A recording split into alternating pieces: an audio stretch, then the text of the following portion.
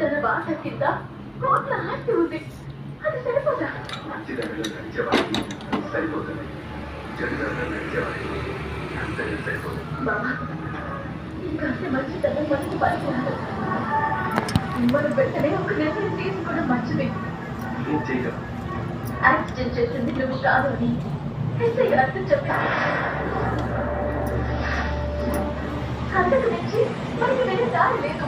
అలా చేస్తే సమస్య మొదటికి వస్తుంది.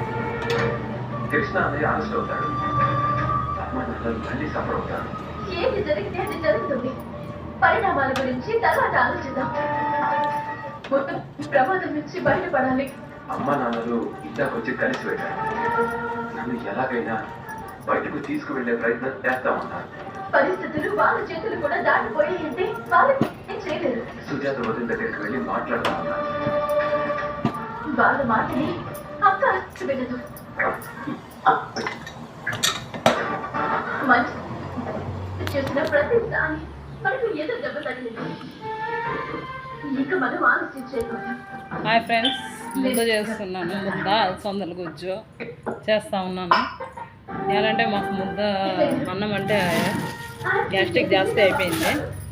అట్లయి ముద్ద అలసందల గుజ్జు చేస్తున్నాను. ఇగో ఫ్రెండ్స్, పొద్దున్న మార్నింగ్ జామకాయలు వచ్చింటే జామకాయలు తీసుకున్నాను. మంచిగా ఉన్నాయి చూడండి ఫ్రెండ్స్.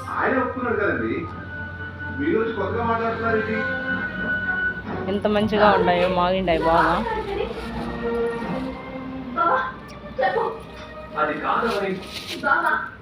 బాగున్నాయి ఫ్రెండ్స్. Hi friends, bye. మా వీడియో కానీ మీరు చూస్తుంటే ఒక లైక్ చేయండి, సబ్స్క్రైబర్ చేసుకోండి, షేర్ చేయండి ప్లీజ్ ఫ్రెండ్స్.